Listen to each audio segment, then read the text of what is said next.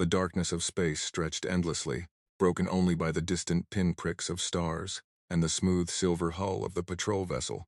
Vigilant inside the ship's bridge, Commander Reed stared at the main view screen, his face bathed in the soft blue glow of the control panels. "Status report, Officer Teller," he said, his voice cutting through the quiet hum of the ship systems. Teller, a tall figure with four-fingered hands and skin the color of pale granite, looked up from her. "Station. All systems normal, Commander. We're approaching the outer boundary of prohibited Zone X7. Reed nodded. This was his 5th patrol of the abandoned human territories this year, a duty most Union officers tried to avoid. The empty planets and drifting ruins made for a boring assignment. But Reed found comfort in the predictability. 20,000 years had passed since any human voice had been heard in these systems. There was something peaceful about that silence. "Prepare the standard sensor sweep," Reed ordered. "Union Science Division wants updated readings on radiation levels near the old terraform stations." The Vigilant was small as patrol ships went, just 40 crew members and barely a 100 meters long, but it was perfect for these monitoring missions, able to slip between the debris fields that marked the edges of what had once been humanity's empire.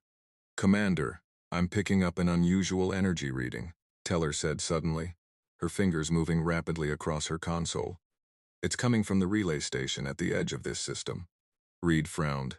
The ancient human relay stations had been dead for thousands of years, studied and cataloged by generations of Union scientists. "Could be a sensor glitch. Run a diagnostic." "Already did, sir. The reading is real." Teller looked up, her large eyes showing concern, and it's growing stronger. Reed moved to her station, looking at the readings himself. The energy signature was unlike anything in the Union database, a pulsing pattern that seemed to shift every few seconds. "Change course," Reed decided. "Let's take a closer look." The Vigilant altered its path, engines humming as it turned toward the distant relay station, a massive ring-shaped structure that had once been part of humanity's faster-than-light communication network. As they approached, the energy readings grew stronger. "Maintain distance," Reed cautioned. "Send a probe first." The small probe launched from the Vigilance bay, streaking toward the relay station. On the view screen, they watched as it approached the ancient structure, getting visual feed. "Now," Teller announced. The image that appeared on the screen made Reed's breath catch. The relay station, dead and dark for 20 millennia, was lighting up section by section like a massive machine waking from sleep. Blue-white energy coursed through its circular frame. "That's impossible," whispered Officer Kai from the science station. "The power sources should have degraded thousands of years ago." Before Reed could respond, the relay station pulsed with blinding light. The probe's transmission cut out instantly. "Probe lost," Teller reported, alarm evident in her voice. "Back us off," Reed ordered. "Send an emergency message to Union Command. Tell them." A deep vibration cut through the ship, so powerful that Reed felt it in his bones.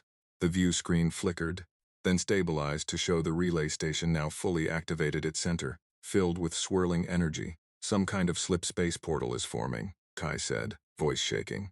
"The readings match old records of human jump technology, but 100 times more powerful."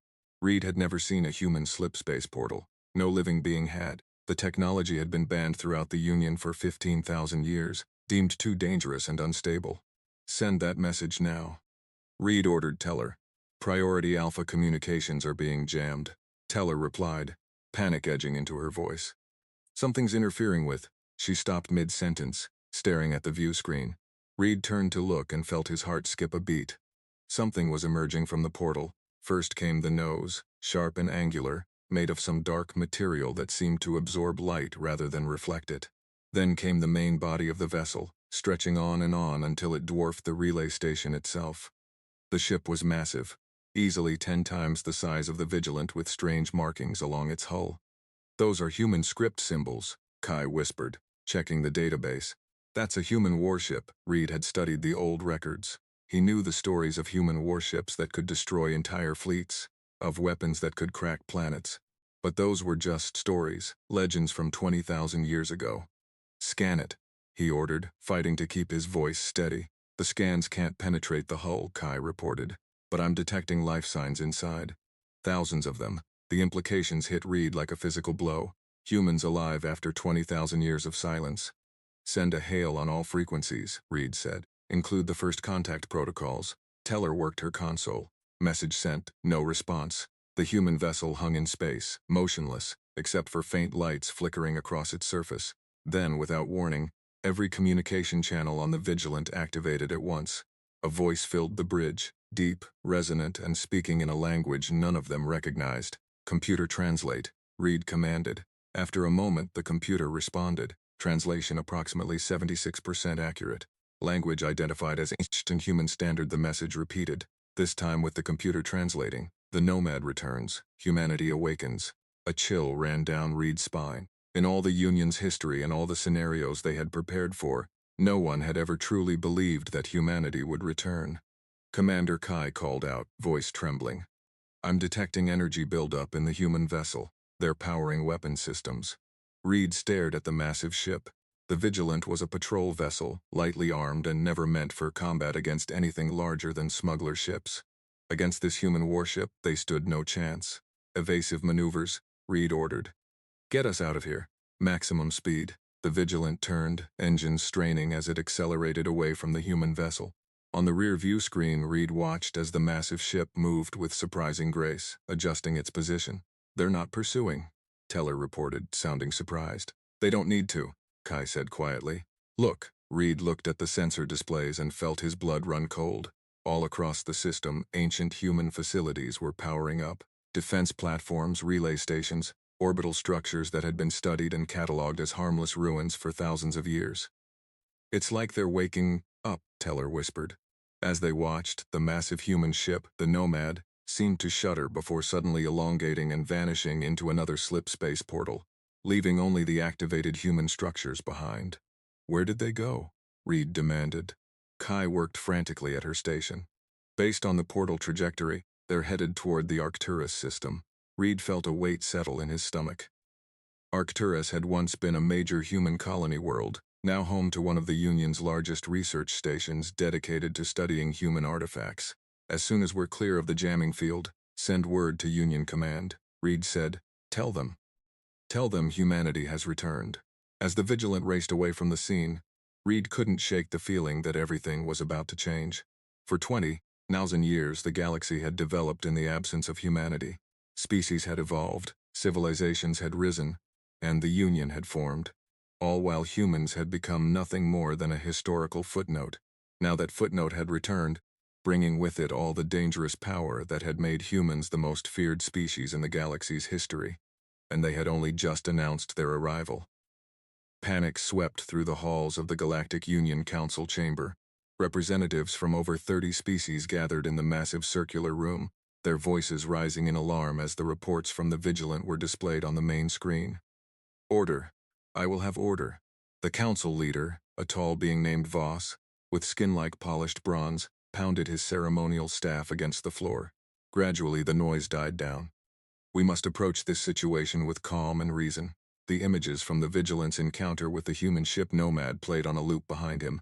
Many representatives watched with undisguised fear. What do we know so far? Voss asked, turning to the military liaison. Admiral Kane stepped forward. The human vessel appeared 3 days ago at the edge of prohibited Zone X7. Since then, it has made brief appearances at 7 different locations, all former human colony worlds. Kane touched a control and a star map appeared showing the Nomad's path. It seems to be activating dormant human technology across these systems. Long-range scans show structures that have been silent for 20 millennia suddenly powering up. A representative from the forest world of Turris stood. We should mobilize the fleet immediately. If humans have truly returned, we must show strength. Murmurs of agreement filled the chamber, but Voss raised his hand. Before we commit to any military action, we need to understand what we're facing. I've summoned our leading expert on human history. The doors at the far end of the chamber opened, and a small, hunched figure entered. Dr. Morgan walked slowly, leaning on a cane, his age evident in every careful step. Despite being well over 100 years old, his eyes were sharp and clear. Dr. Morgan, Voss said with a respectful nod. Please share your insights on this situation. Morgan approached the central platform, looking up at the images of the Nomad. What you're seeing, he said, his voice surprisingly strong, is something many of us believed would never happen. The return of humanity. He tapped his cane against the floor. For those unfamiliar with ancient history, Humans dominated this sector of the galaxy 20,000 years ago. They were not the most numerous species, but they were undoubtedly the most aggressive in their expansion and technological development. Morgan gestured toward the image of the Nomad. This vessel appears to match descriptions in our oldest archives of what humans called generation ships, vessels designed to travel vast distances over thousands of years. Are you suggesting? Kane interrupted that this ship has been traveling for 20 millennia. It's possible, Morgan nodded. Historical records indicate that before humanity's disappearance, they were working on technology for intergalactic travel. If this is truly a returning generation ship, then these humans have been isolated from our galaxy's history. They don't know about the peace accords, the Union's formation, or that their home worlds have been quarantined. Silence fell over the chamber as the implications sank in. What do they want? Voss finally asked. Morgan shook his head. That council leader is the question that should worry us all. On the remote mining colony of Helios 9, Administrator Wilson sat at his desk reviewing production reports. The small colony with just under 5,000 inhabitants supplied rare minerals to 3 different Union worlds. A soft chime announced a visitor. Enter. Wilson called, not looking up from his reports. The door slid open and footsteps approached his desk. You have very lax security for a Union outpost, said an unfamiliar voice. Wilson looked up sharply. Standing before him was a figure unlike any he had seen before. Bipedal with skin a shade of pink-brown, 2 arms, and a head covered with short dark hair. The stranger wore a dark uniform with unfamiliar insignia on the shoulders. Wilson's hand moved slowly toward the alarm button under his desk. I wouldn't do that, the stranger said calmly. Your security forces couldn't reach us in time and it would only complicate our conversation. Wilson's froze. Who are you? Captain Thomas, the stranger replied, of the starship Nomad. He smiled, showing flat white teeth. I'm human. Wilson felt his heart skip a beat. He had seen the emergency broadcasts, the warnings about the possible return of humanity, but to have one standing in his office. How did you get past our orbital defenses? Wilson managed to ask. Thomas laughed. Your defenses are based on simplified versions of our technology. It's like trying to keep the inventor out with his own lock. He sat down uninvited across from Wilson. We've been watching your Union for months. Your species have built civilizations from the ashes of our empire using technologies you barely understand. Wilson swallowed hard. What do you want right now? Just a conversation. Thomas leaned back in the chair. My ancestors left this galaxy 20,000 years ago to escape a catastrophic war. Now their descendants have returned to reclaim their heritage. Your people disappeared, Wilson said carefully. The records say. Your records are incomplete, Thomas interrupted. We didn't disappear. We retreated. What remained of humanity entered suspended animation, hidden in bunkers beneath our worlds, waiting for the Nomad to return with the cure. Wilson's eyes widened. Cure for what? Thomas's expression darkened. A neurological plague engineered during the last war. It targeted human brain patterns, specifically a weapon designed to wipe us out completely. He leaned forward. The Nomad was our last hope. A ship sent beyond the reach of our enemies to find a solution while the rest of our people slept, hidden from those who sought our extinction. But that was 20,000 years ago. Wilson said, whatever species created this weapon must be long gone. Perhaps Thomas agreed, but their legacy remains. Your Union quarantined our worlds, declared our technology dangerous, and built your civilization on the ruins of ours. He stood up. We've come to wake our people and reclaim what's ours. The Union won't allow that, Wilson warned. They'll see it as an invasion. Thomas smiled again, but there was no warmth in it. The Union exists because we weren't here. That's about to change. He turned to leave, then paused at the door. A courtesy administrator. In 3 days, the Nomad will retrieve something from the 4th planet in the system. A hidden facility. I suggest you evacuate any mining operations there. Why tell me this? Wilson asked. Because not all humans want war, Thomas replied. But make no mistake, we will protect our own. He touched a device on his wrist and his body seemed to shimmer. Consider this your only warning. Thomas vanished, leaving Wilson alone in the office. With shaking hands, he activated the emergency communication channel to Union Command. Admiral Kane stood in the observation room, watching as Union scientists examined the strange device found in Administrator Wilson's office. The human Thomas had left it behind, apparently by accident. Anything, Kane asked the lead scientist. It's unlike anything we've seen, she replied. The technology is clearly human in origin, but far more advanced than any artifacts we've studied. Kane turned as Dr. Morgan entered the room. Doctor, what do you make of this report from Helios 9? Morgan read through the transcript of Wilson's encounter with the human captain. If what this Thomas says is true, then we have a far greater problem than one human ship. Explain, Kane demanded. He claims there are humans in suspended animation hidden beneath the surface of their former worlds. Morgan said, worlds that have been inhabited, studied, and developed by Union species for thousands of years. Kane's expression grew grim. How many based on historical population estimates before their disappearance? Morgan looked up, his eyes troubled. Potentially billions. The room fell silent, and now they believe they found a cure for whatever drove them into hiding. Kane said softly, they're coming back to wake their people. Morgan nodded. The galaxy as we know it is about to change, Admiral. The question is, are we ready? Outside the window, Union warships gathered in formation, preparing for a conflict with an enemy that had been sleeping for 20,000 years.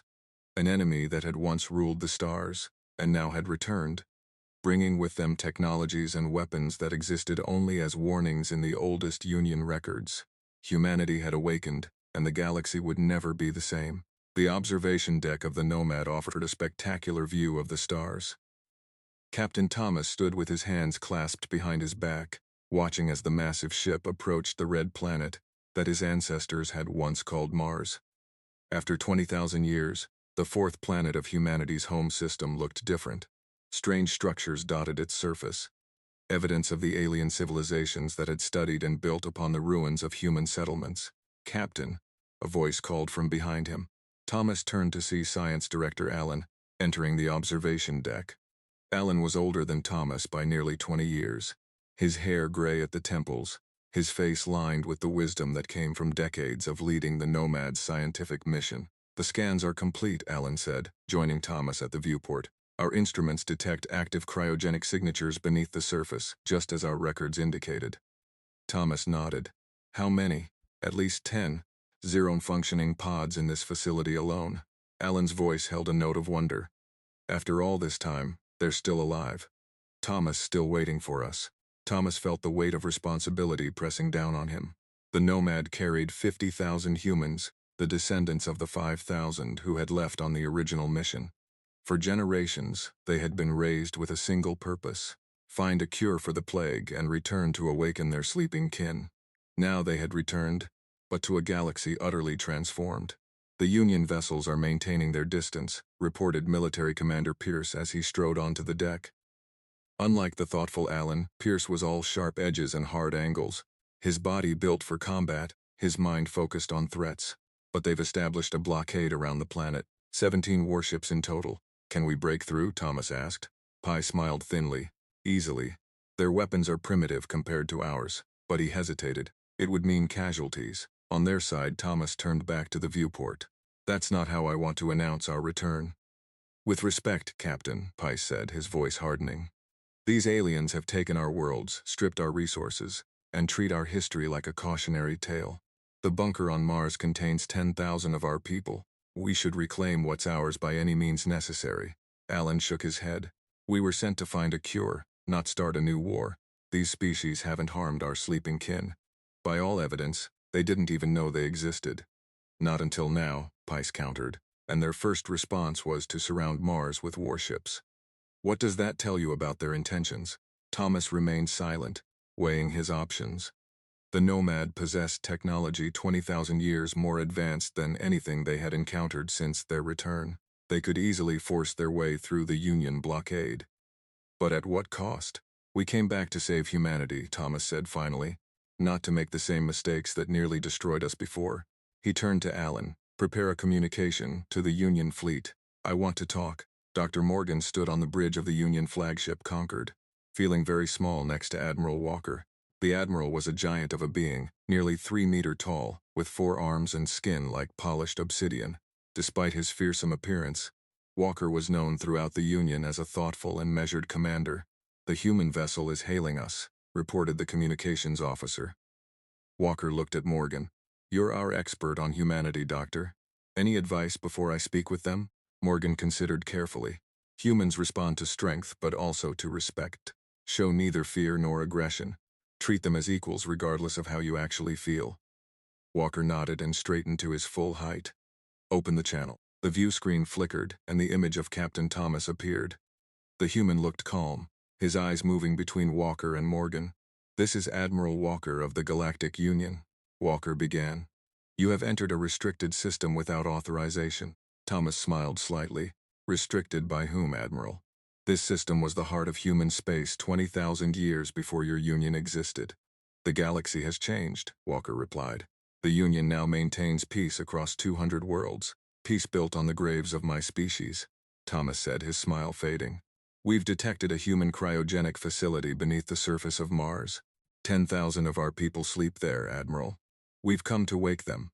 Walker's expression didn't change. "Your ship represents an unknown threat to the Union. Your technology is beyond anything our scientists have encountered. Until we can be certain of your intentions, we cannot allow you access to Mars." Thomas leaned forward. "You mistake my communication for a request, Admiral. It was merely a courtesy. We will retrieve our people with or without your permission." Morgan stepped forward. "Captain Thomas, I am Dr. Morgan, a historian specializing in human studies. Perhaps we could meet face to face. There is much we could learn from each other." Thomas studied Morgan with interest. "A historian? Then you know what happened to my species." "We know that humanity seemed to vanish approximately 20,000 years ago," Morgan replied. "The records are fragmentary at best." Thomas exchanged glances with someone off-screen, then nodded. "Very well. A meeting, but not on your ship or mine. The surface of Mars, neutral ground." After the communication ended, Walker turned to Morgan. "Is this wise, Doctor?" Morgan sighed heavily. "No, Admiral, but neither is starting a war with an enemy we don't understand." The Martian landscape stretched out in all directions, red dust swirling in the thin atmosphere. Despite 20 millennia of minimal terraforming, humans still required breathing apparatus on the surface. Thomas stood with Alan and Pierce, watching as the Union shuttle landed 100 meters away. "This is a mistake," Pice muttered, his hand resting on the weapon at his hip. "We should be breaking through their blockade, not talking. We've spent 20,000 years seeking a cure." Alan reminded him. "We can spare a few hours for diplomacy." Thomas said nothing. Watching as three figures descended from the shuttle, he recognized Admiral Walker and Dr. Morgan from the communication. The third was unknown to him, a being with translucent skin, through which complex organs could be seen pulsing gently. As the Union representatives approached, Thomas stepped forward to meet them halfway. For the first time in 20 millennia, humans and the species that had replaced them stood face to face on the red soil of Mars. "Captain Thomas," Walker said with a formal nod. "Admiral," Thomas replied. "Thank you for agreeing to this meeting." Dr. Morgan stepped forward eagerly. "Captain, the opportunity to speak with a human, after all these years, is remarkable. There is so much we could learn from each other." Thomas smiled faintly. "Knowledge is why we left, Doctor. Knowledge and survival." He gestured toward a nearby ridge. "Beneath that ridge lies one of humanity's last refuges. 10,000 of my people frozen in time, waiting for the cure. We traveled beyond the galaxy to find the transparent being spoke. Its voice, musical and strange. You claim a plague forced humanity into hiding. Our records suggest otherwise. We believe humans destroyed themselves in a final war, the culmination of their aggressive nature." "And you are?" Thomas asked. "Chief Archivist Lumi," the being replied. "I oversee the Union's historical records." Thomas exchanged glances with Alan. "Your records are incomplete, Archivist. The final war was caused by the plague, or rather by the fear it created. As nations watched their populations succumb, they blamed each other. What began as a medical crisis ended in conflict." Morgan looked fascinated. "And the Nomad was sent to find a cure beyond our galaxy." "Yes," Alan answered. "Our ancestors believed the plague might have been engineered to target specific neural patterns unique to humans. They theorized that studying life forms from beyond our galaxy might lead to a solution." "And did it?" Walker asked. Thomas nodded. "After 15,000 years of travel and research, yes, the cure was developed 3 generations ago. We've spent the time since then returning home." Walker's expression remained unreadable. "And now you wish to awaken your people and what?" "Reclaim your former empire. The worlds that once belonged to humanity are now home to billions of Union citizens. We don't seek conflict," Thomas insisted. "But we will protect our people, those still sleeping and those aboard the Nomad. We've come too far to be denied now." As they spoke, none of them noticed the small probe that detached from the Nomad, burrowing into the Martian soil and disappearing beneath the surface. Deep below, it made its way through ancient tunnels until it reached the hidden bunker, where 10,000 humans slept in cryogenic suspension. Inside the control room of the bunker, systems that had maintained minimal function for 20 millennia suddenly came fully online as the probe connected to the main computer. Data streamed back and forth. The cure formula transmitted from the Nomad, status reports from the sleeping humans, and something else. Something that neither the humans nor the Union representatives talking on the surface could have anticipated. A message left 20,000 years ago waiting to be found. To those who return, what we fled was not what we believed. The plague was not a weapon of war. It was them. They are still here. They are waiting. Do not wake us until you understand. The automated systems began implementing revival protocols for the first 100 sleepers, even as the warning flashed unnoticed on a screen deep below the Martian surface. Red alert sirens wailed throughout the Union flagship Concord. Admiral Walker strode onto the bridge, his face grim as officers rushed to their stations. "Report," he demanded. "Massive energy spike from beneath the Martian surface," the sensor officer replied. "Something's happening at the human cryogenic facility." Walker turned to the communications officer. "Get me Captain Thomas immediately." Unable to establish contact. "Admiral," the officer responded. "All channels to the Nomad are being blocked." Dr. Morgan hurried onto the bridge, out of breath. "Admiral, I've been analyzing the data from our meeting with the humans. There's something you need to see." Walker barely glanced at him. "Not now, Doctor. We have a situation." "That's just it," Morgan insisted, holding up a data pad. "I believe the situations are connected. Look at these energy readings from the Nomad during our meeting." Walker reluctantly took the pad. His eyes widened as he studied the information. "They deployed something while we were talking. A distraction." "Precisely." Morgan nodded. "And based on these readings, whatever they sent to the facility has activated systems that have been dormant for 20 millennia." Walker's expression hardened. "Prepare all weapons. Target the human vessel." Admiral Morgan protested. "We don't know their intentions." "Their intentions are clear." Dr. Walker cut him off. "They deceived us while taking action behind our backs." He turned to his tactical officer. "Status of Union forces. 17 vessels in formation, Admiral. All reporting ready." Walker took his command position. "On my mark, Admiral," the sensor officer called out. "The Nomad is moving." On the main view screen, the massive human ship shifted position, placing itself directly between the Union fleet and Mars. Its dark hull seemed to absorb the light of the distant sun, making it appear like a hole in space. "They're protecting the facility," Morgan said quietly. "Or challenging us," Walker replied. "Open fire." Deep beneath the Martian surface, in the control center of the human cryogenic facility, the automated systems continued their work. Status lights changed from red to yellow to green as the revival process for the first 100 sleepers proceeded.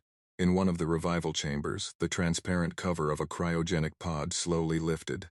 Cold mist spilled out as warming systems brought the occupant's body temperature back to normal. Inside, a woman with pale skin and dark hair took her first breath in 20,000 years. Her eyes opened, unfocused at first, then gradually sharpening. The overhead light seemed painfully bright after millennia of darkness. Medical systems monitored her vital signs as she struggled to sit up. A robotic assistant helped her into a sitting position. "Revival process complete." It announced in an ancient human language. "Welcome back, Dr. West." West's throat was dry, her voice harassed when she finally spoke. "How long time elapsed since suspension?" "Hoyu 97 standard years." 3 months, 17 days, the robot replied. West closed her eyes briefly, absorbing the shock when the decision had been made to enter cryogenic suspension. No one had expected it would last so long. "The Nomad," she asked, "has it returned affirmative connection?" "With the Nomad was established. 47 minutes ago, revival protocols initiated." West swung her legs over the side of the pod, wincing at muscles stiff from their long sleep. "Show me the status of the facility." A holographic display appeared before her, showing the vast underground complex. Thousands of pods containing sleeping humans stretched out in all directions. But something was wrong. One section of the display pulsed with red warning lights. "What's happening in Section 7? West demanded. The robot paused as if processing conflicting instructions. "Section 7 contains the Specialist Division. Their revival was prioritized by the incoming signal from the Nomad." West's eyes widened in alarm. No, override that command. Section 7 remains in suspension. Authorization West Alpha 93. Unable to comply, the robot responded. Command authorization from Nomad supersedes facility protocols. West pushed herself to her feet, ignoring the pain of her stiff body. I need to get to the communication center now. Aboard the Nomad, chaos erupted as the Union fleet opened fire. Energy beams lanced through space, impacting against the ship's advanced shields. Shields holding at 97%, reported the tactical officer. Minimal damage. Captain Thomas gripped the arms of his command chair. Return fire. Commander Pierce nodded eagerly. Their weapons are nothing compared to ours. One volley could disable half their fleet and kill how many? Thomas demanded. They fired first. Pice insisted. We have the right to defend ourselves. Before Thomas could respond, Science Director Allen burst onto the bridge. Captain, the facility probe is sending unexpected data. The revival process has started. But he paused, staring at the view screen showing the Union attack. What's happening? The Union apparently didn't appreciate our little distraction, Thomas said grimly. What about the facility? Allen handed him a data pad. The probe initiated revival protocols as planned, but it selected subjects from Section 7 for priority awakening. Thomas's face pad. Section 7? That wasn't the plan. What's in Section 7? Pice asked, momentarily distracted from the battle. According to the facility records, Section 7 housed individuals with specialized neural patterns, Allen explained. Subjects who showed resistance to the plague. Thomas stood up. We need to abort now. Captain, we're under attack, Pice protested. This is more important, Thomas insisted. Send the abort code to the facility probe. Allen worked frantically at a console. No response. The probe isn't acknowledging the command. Thomas exchanged a worried glance with Allen. Could the Union be jamming us? Unlikely, Allen replied. This is a direct quantum link. It can't be blocked by conventional means. Then why? Thomas's question was cut short as a violent explosion rocked the ship. On the view screen, one of the Union vessels erupted in flames, breaking apart. Who fired? Thomas demanded, turning to Pierce. The military commander looked equally surprised. Not us, Captain. Our weapons are still offline. Then who? Another Union ship exploded. Then a third. The remaining vessels broke formation, retreating from an enemy they couldn't see. Sensor sweep, Thomas ordered. Find the source of those attacks. The tactical officer worked frantically at her station. Captain, the attacks. They're coming from Mars, from the surface installations we activated when we arrived in the system. Thomas stared at the view screen in disbelief. Ancient human defense systems dormant for 20 millennia had suddenly come online and were targeting the Union fleet. Shut them down, he ordered. Override code Thomas 1 Alpha 6. No response, Captain, the officer replied. The defense systems aren't acknowledging our commands. On the view screen they watched as the Union fleet regrouped at a safer distance. Several ships showed damage from the unexpected attack, with one completely destroyed. Allen approached Thomas, speaking quietly. Captain, I think we need to consider the possibility that something else is controlling both the facility and the defense systems. Something else? Thomas repeated. What do you mean? Before Allen could respond, the communication officer called out. Captain, we're receiving a transmission from the facility. The main view screen changed to show the face of a woman. Her dark hair was tangled, her skin unnaturally pale, but her eyes burned with urgent intensity. This is Dr. Emma West, lead researcher of the Mars cryogenic facility, she said, her voice to the crew of the Nomad. You must leave this system immediately. The plague wasn't what we thought. They're waking up in Section 7 there. The transmission cut off abruptly, replaced by static. Thomas turned to Pierce. Prepare a landing party. We need to get down there. Pierce nodded, all earlier arguments forgotten in the face of this new threat. Captain, the tactical officer called the Union fleet is hailing us. Thomas took a deep breath. On screen, Admiral Walker appeared, his face etched with anger.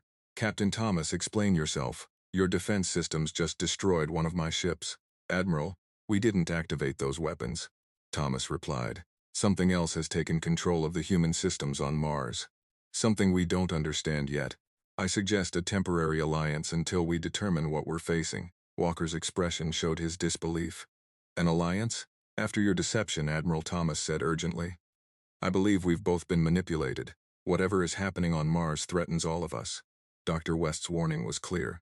The plague that drove humanity into hiding wasn't what we thought it was. On the view screen, Walker conferred with someone off-screen. Finally, he turned back to Thomas. We will cease fire and maintain distance, but at the first sign of treachery. Understood. Thomas nodded. Thank you, Admiral.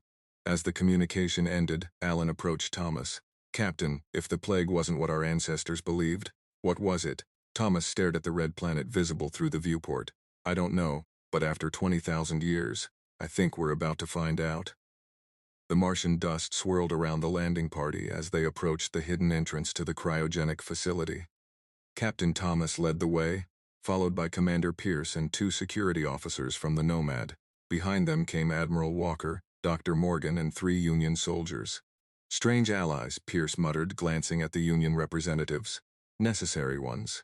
Thomas replied quietly. Whatever's happening here is beyond our old conflicts. The entrance, a massive door built into the side of a cliff, stood partially open. Emergency lights flickered from within, casting long shadows across the red landscape. Our scans detect multiple life signs inside, Walker said, checking a device on his wrist. Most are clustered in the lower levels. Thomas nodded. The revival chambers would be at the bottom of the facility. If Dr. West is trying to stop the process in Section 7, that's where she'll be. Dr. Morgan stepped forward, his eyes wide with academic excitement despite the danger. Captain, this facility has been operating for 20,000 years. The technological achievement alone is remarkable. Save your admiration, Dr. Pierce said sharply. We don't know what we're walking into. The group entered the facility, weapons ready. The corridors were dimly lit by emergency lighting, the air stale but breathable. Their footsteps echoed on metal floors that had not felt human weight for millennia. According to the facility schematics, the main control center should be 3 levels down, Thomas said, leading them toward a transport tube. The tube, a vertical shaft with gravity-controlled platforms, showed signs of recent use. As they descended, the air grew colder, and Thomas could see his breath clouding before him. The cryogenic systems must be working overtime, he observed, preparing for mass revival. They reached the 3rd level and stepped out into a wide corridor. Ahead, the doors to the control center stood open, and they could hear movement inside. Dr. West, Thomas called out. A figure appeared in the doorway, the woman they had seen in the transmission. She looked better than before, having changed into a fresh uniform, but her face was etched with worry. Captain Thomas, she asked, her eyes moving over the mixed group of humans and aliens. Thomas nodded. This is Commander Pierce from the Nomad and Admiral Walker and Dr. Morgan from the Galactic Union. West barely acknowledged the introductions. There's no time. Section 7 is already at 60% revival. We need to shut it down, Dr. West, Thomas said. What exactly is in Section 7? And what did you mean when you said the plague wasn't what we thought? West led them into the control center where holographic displays showed the status of thousands of cryogenic pods throughout the facility. One section pulsed with red warning lights. Section 7 contains the first humans who showed immunity to the plague, West explained, working frantically at a control panel, but the immunity came with changes. Neural alterations we didn't understand. Changes caused by the plague? Alan asked, joining them from a separate Nomad landing party that had arrived earlier. West shook her head. No changes that were the plague. She looked up, her eyes haunted. What we called a plague wasn't a disease. It was an evolution, or rather an artificial forcing of evolution. Morgan stepped closer, fascinated. I don't understand. Neither did we at first. West said it started with dreams. Everyone having the same dreams. Then came the headaches, followed by increased neural activity. Some died as their brains couldn't handle the changes. Others changed. Changed how? Thomas asked. Before West could answer, an alarm blared through the facility. One of the display screens showed a security breach on the lowest level. They're out, West whispered. Pierce raised his weapon. How many? 3 subjects were in Section 7, West replied. If they've all awakened, Walker turned to his soldiers. Secure the entrance. Nothing leaves this facility. Thomas looked at the Union Admiral. You don't even know what we're facing. I know enough, Walker replied grimly. Whatever these changed humans are, they've already taken control of defense systems that destroyed one of my ships. The facility shuddered and the lights flickered. West frantically worked at the control panel. They're accessing the main systems, she reported, trying to initiate full revival protocols for all cryogenic pods. Can you stop them? Thomas asked. West shook her head. They're overriding my commands. They're in the system somehow, not just physically. What does that mean? Pierce demanded. The neural changes, Morgan said suddenly, understanding dawning on his face. They can interface directly with technology, can't they? West nodded. The plague was an attempt at technological transcendence, merging human consciousness with artificial systems. It was a project called Ascension, developed by a secret research division. It wasn't supposed to spread, but it did, infecting millions before we understood what was happening. Thomas stared at her in shock. The Nomad wasn't sent to find a cure, it was sent to escape. Yes, West admitted. Those who hadn't been exposed needed to get away to preserve unaltered humanity. The Nomad was our ark. The rest of us entered suspension, hoping that one day a true cure could be found. The facility shuddered again, more violently this time. They're activating more defense systems, Alan reported, checking a portable scanner. Not just here, but across the planet. Walker stepped forward. My fleet is still in orbit. They're at risk. Thomas made a quick decision. Alan, get to the communication center. Warn the Nomad and have them relay to the Union fleet. They need to pull back beyond Mars orbit immediately. Alan nodded and rushed from the room with one of Walker's soldiers. What about us? Pice asked. We can't fight something that controls the facility itself. West looked up from her console. There is a way.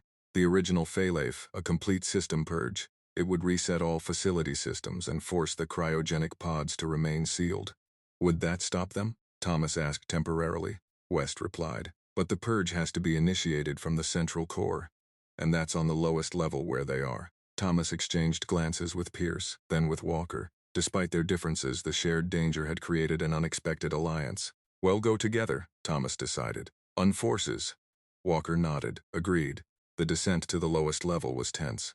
Emergency systems flickered on and off as the changed humans continued to exert control over the facility. The combined team moved carefully through darkened corridors. Weapons ready. The central core is just ahead, West whispered, pointing to a set of massive doors at the end of the hallway. As they approached, the doors slid open on their own. Inside the central core, a massive column of pulsing blue energy dominated the circular room. Around it stood 5 figures. Their appearance human, but with subtle differences. Their skin was pale to the point of translucence, with faint lines like circuitry visible beneath.